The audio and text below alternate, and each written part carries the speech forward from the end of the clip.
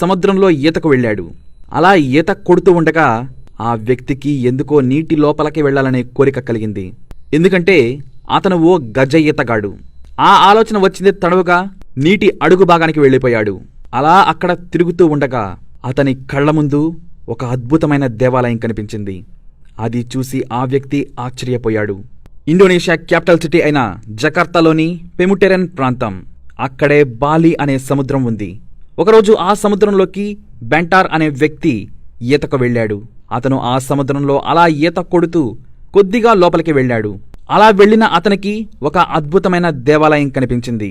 ఆ ఆలయం దగ్గరకు వెళ్లి పరిశీలించిన అతను ఒక టెంపుల్ని గుర్తించాడు. అది ఓ హిందూ దేవాలయం. ఆ దేవాలయంలో 10 పెద్ద రాతి విగ్రహాలు అతనికి దర్శనమిచ్చాయి. ఆ విగ్రహాలు శిలాఫలకాల మీద అమర్చబడి ఉన్నాయి. దానిని పరీక్షగా చూసిన అతను అది ఆషామాషి దేవాలయం కాదని, భారీగా కట్టినదని భావించాడు.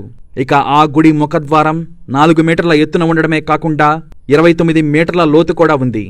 ఆ దేవాలయాన్ని చూసి అక్కడి నుంచి బయటకు వచ్చి ఆ విషయాన్ని తీర ప్రాంత ప్రజలందరికీ తెలియజేశాడు.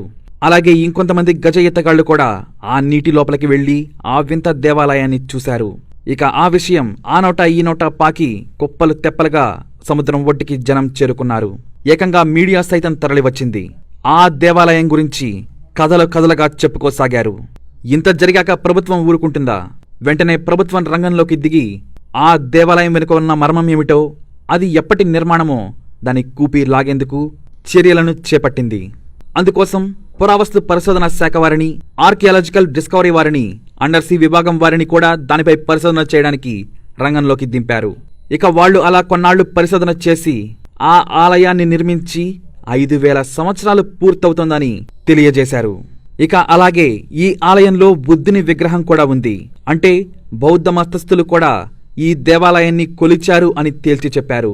అయితే ఆ కాలంలో దీనిని సముద్రం ఒడ్డున కట్టారని, కాలగమనంలో సముద్రమట్టం పెరిగిపోవడంతో ఈ దేవాలయం నీటిలో మునిగిపోయిందని వారు కనుగొన్నారు.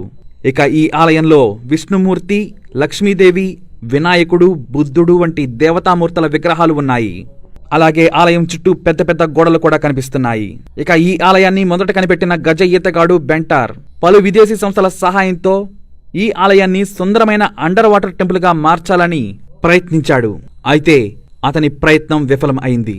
2005లో అతను ఈతకు వెళ్లి ప్రమాదవశాత్తు మునిగి చనిపోవడంతో కొన్నాళ్లపాటు అతను పెట్టిన ప్రపోజల్ ఆగిపోయింది. అయితే ఆ తరువాత రీఫ్ గార్డెన్ అనే సంస్థ ఈ ప్రాజెక్ట్ ని డెవలప్ చేయడం జరిగింది. ఈ ఆలయాన్ని ప్రస్తుతం తమన్పురా లేదా టెంపుల్ గార్డెన్ అని అందరూ పిలుస్తూ ఉంటారు. ప్రస్తుతం ఈ దేవాలయం ఇండోనేషియాలోని ప్రముఖ పర్యాటక కేంద్రంగా ప్రసిద్ధి చెందింది. 5000 సంవత్సరాల క్రితం కట్టిన ఆలయం ఇండోనేషియాలోని బాలి సముద్ర ప్రాంతంలో అందరికీ కనిపించి ప్రపంచం మొత్తంలో హిందూ మతమే అతి పురాతనమైనదని రుజువు చేసింది.